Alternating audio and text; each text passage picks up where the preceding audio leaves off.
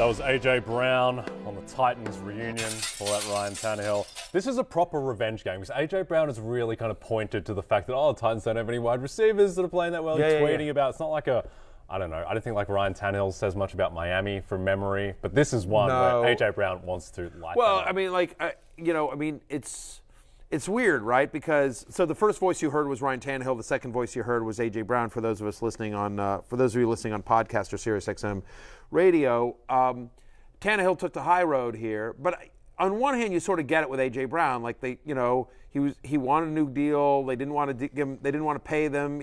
So he feels probably some disrespect, as I'm guessing. And then then they trade him. They trade him and they draft a guy that basically has a very similar profile.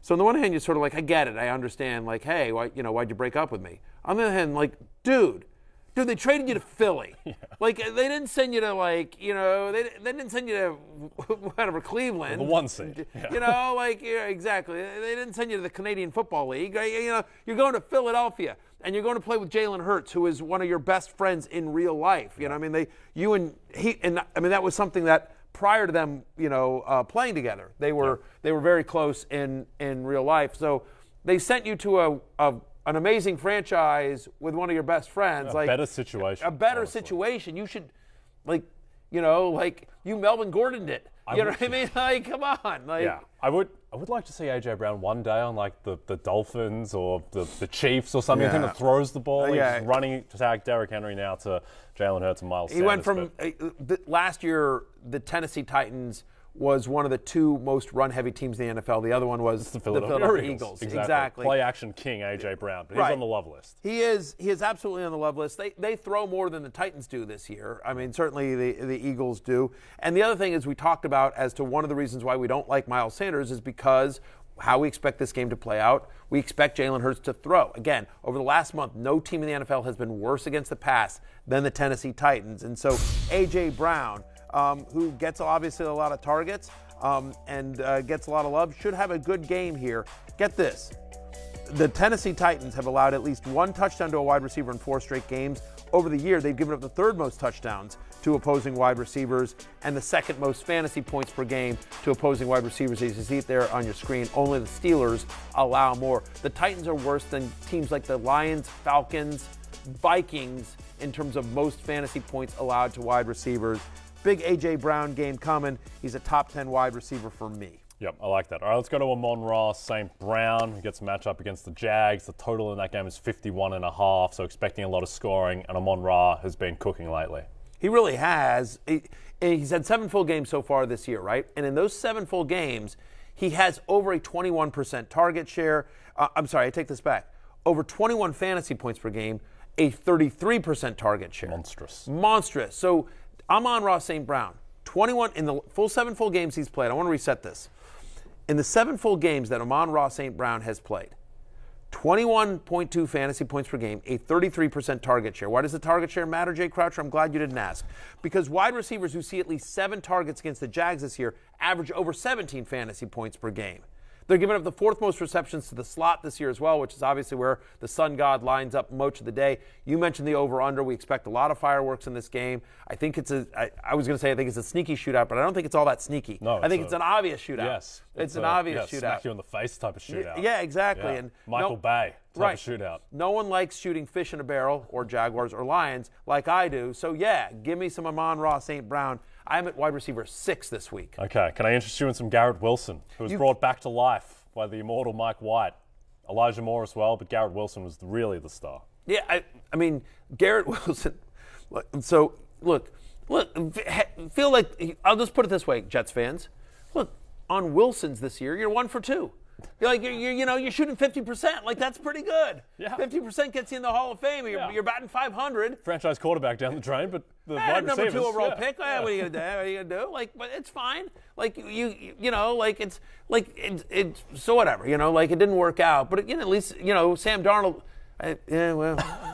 Chad Pennington. Like, I guess that's Joe Namath was good. You guys won a Super Bowl with him. Namath's great. Anyway, in games this year in which Mike White or Joe Flacco have started, Garrett Wilson is averaging 19.4 fantasy points per game. In games in which Zach Wilson has been under center, he's averaging 8.4. Yes, one There's is a better big than the difference other. there. Yes. Well, this week, Mike White, once again, gets a start for your New York Jets, your fighting Sauce Gardners, and 3 of the past 4 games, the usage has been there, right? At least 7 targets, at least 90 yards, and 3 of the last 4. 11 different wide receivers have scored at least 15 fantasy points against the Vikings so far this year. 11 different ones. I say Garrett Wilson is wide receiver number 12. I have him as a top 20 play, as you see Wilson's game log right there on your screen. Yeah, you had me at Zach Wilson not starting. Yeah, roller coaster season for Garrett Wilson. I think the good thing with Mike White is, look, Mike White's not Patrick Mahomes, clearly, but he does the easy stuff, and the easy stuff is all Garrett Wilson needs, because he can take slant routes to the house like Odell Beckham in his prime. Yeah. That's all he needs, and he's getting it from Mike White. Another guy who's if you look at the underlying metrics in terms of what Garrett Wilson is doing as a rookie, yeah, like it's not a long list of other people that compare, and Beckham's like one of the Beckham's rookie year, like it's a ridiculous list of people he compares favorably to. If he had Mike White and Joe Flacco for the whole season, we'd be talking about it in the same breath as like Justin Jefferson's rookie season. Right, exactly. But think about the statement. Think about how insane that is. If only he had Mike White or Joe Flacco the whole season. Joe Flacco. That's how insane this is. Yeah. Like it's kind of a reflection on Zach Wilson. Anyway, another guy who's in a better situation. If you had a Zach Wilson jersey, would you and you had the number 2, would you try to turn the 2 into a 7 and then sort of like slap on a 1 with paint or something like that for the 17 for Garrett Wilson? Or would you just go buy another Garrett Wilson jersey? You're literally talking to a guy who's wearing a James Harden Nets jersey, and James Harden got kicked off the team after 12 months. Yeah. So I'd probably just keep the Zach Wilson jersey and embrace it. Just own it. Just walk through suburban neighborhoods. Yeah, I like see if any moms notice you. You own the bad jerseys. They're iconic. They got good value. Anyway, another guy's got good value. I used to be friends with a guy that wore nothing, I swear to God, nothing but old USFL, like not the new USFL that we have now that's here on NBC and Peacock. No, the old, like is that a Tampa Bay Bandits, jersey? Yeah, it is. Like used to wear nothing but old USFL. The bag runs deep. Had both home and away New Jersey Generals jerseys. That's kind of strange. Remember the Houston Gamblers? Oh yeah, exactly. That's good. That would good be for your my team. thing. Yeah, good for my brand. All right, TJ Hawkinson, who has seen a 22% target share in 4 games since the trade. And I think another sneaky thing from last week is that the Minnesota Vikings passing game looked great. And it wasn't just purely Justin Jefferson. Adam Thielen got involved. Hawkinson's still there, and he's on the love list. And that was against the Patriots and in prime time. I was shocked. Kudos to Kirk Cousins, whether he's shirtless, whether he's wearing a uniform, whether he's in chains, not chains. Kirk looked absolutely great, and it is clear that Hawkinson, since he's come over from Detroit, has really made a difference here. He's had multiple red zone targets in 3 of 4. Kirk likes to look for him. Kirk has traditionally always looked for the tight end in the red zone. Number of years with Jordan Reed, the great Jordan Reed with Washington when they were there. Had some moments over the year with Kyle Rudolph as well in Minnesota. So Hawkinson, and if he'd only come down with if he against the Patriots, I'd still be alive in my guillotine league. Like he got 2 targets in the end zone that he should have caught. And if he catches one of them, he doesn't even need to catch both of them. Just catch one of them, dude. They both hit you in the hands. Catch one of them, and I'm still alive in my guillotine league. And I know what you're thinking. Wow, Matthew, that was brilliant. Somehow we talked about T.J. Hawkinson's red zone usage, and you still somehow made it about you. That is my magic power. That is my brilliance. I can make anything. It doesn't matter what the topic is. Somehow, some way, I can make it about me. What I will tell you here is it's a good matchup against your Jets because Sauce Gardner's not going to be on T.J. Hawkinson. No, New York is bottom 5 in terms of most receptions allowed to tight ends this season. Blockbuster matchup there. Sauce Gardner against Justin Jefferson is going to be a fun one. Glad he's not on the love list. He's getting shut down by Sauce. It's interesting. You know what I mean? Like it's going to be really interesting. I have Adam Thielen on the hate list. We'll get to him in a second here, but anyway, I'll keep going. Okay. All right. Let's go to others receiving votes, headlined by another rookie. Christian Watson just keeps catching touchdowns for fun. 3 straight games with 6 or more targets, and the Bears are really bad against deep passes. They're allowing the 2nd most yards per catch to wide receivers as well over the last 4 weeks. 45% of Christian Watson's targets in the last 3 games have come on deep passes. I think Aaron Rodgers owns Chicago. I think Watson keeps it rolling. Wide receiver 25 for me. Hey, George Pickens going against Atlanta, who allows the 4th most fantasy points to opposing wide receivers. He's had 35 fewer targets than Deontay Johnson, but only 1 fewer fantasy point. We talked about that a lot yesterday with Lawrence. Zay Jones now has double-digit targets in back-to-back weeks and in 3 of the last 5 Lions allow the third most fantasy points per game to opposing wide receivers. How about Mac Hollins? Mac Hollins and Foster Moreau, both of the Raiders, both against the Chargers. Mac Hollins playing 93% of the offensive snaps, has 11 or more fantasy points in 4 of the last 6. Kind of like sneaky deep league value there for Mac Hollins, very quietly. And Foster Moreau, who scored last week. He's had 12 or more fantasy points in 2 of the last 3 games. Chargers allow the third most yards to opposing tight ends. And then the revenge game everyone's talking about, Tyler Conklin going back to Minnesota. A lot of bad blood there between these two as well. Look, everyone's going to talk about Garrett Wilson, but the fact of the matter is that since week 7, Tyler Conklin, an 18% target share. Mike White does like to dump it down. I think Mike White is an upgrade for Conklin. Vikings bottom 10 defense in terms of most fantasy points allowed to opposing tight ends. Yep. And again, hashtag revenge game. Hashtag revenge game. All right.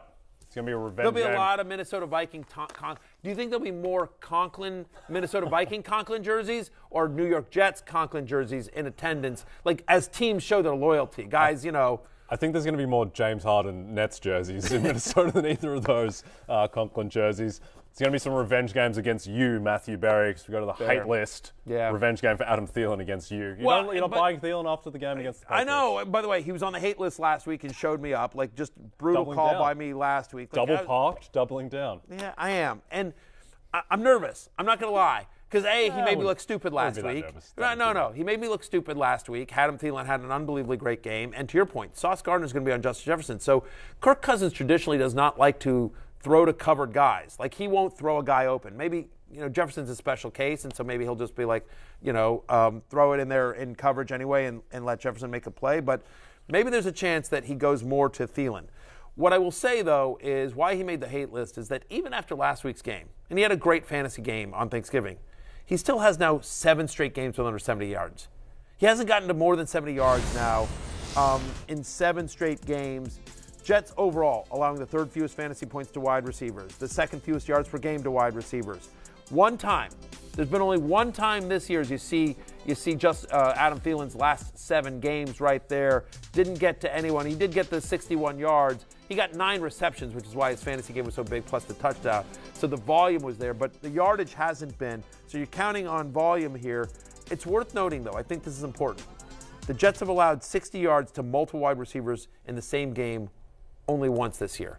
So we expect Jefferson, obviously, to get there. So just how lucky do you feel that Thielen also has a big game here? You're counting on a touchdown here or massive volume. I don't necessarily know that you get either of them. Yeah, I'm with you, because the reason is that Sauce Gardner doesn't shadow guys. He's just on the left side all the time. DJ Reed also, who's kind of been lost in the fact that Sauce Gardner's been so good. DJ Reed is awesome. He's a great cornerback. He's going to be on the right side. Jefferson's going to move around. Thielen's going to get a lot of both of those guys, and they're both really good. So I'm with you on being anti-Thielen.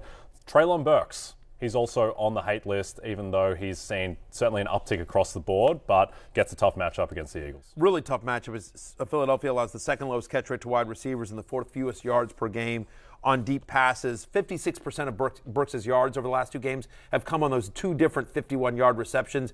Eagles really good against the pass as well. I think they're gonna try to run on Philadelphia. I think this is a big Derrick Henry. Hi, I'm Mike Tirico, and thanks for watching.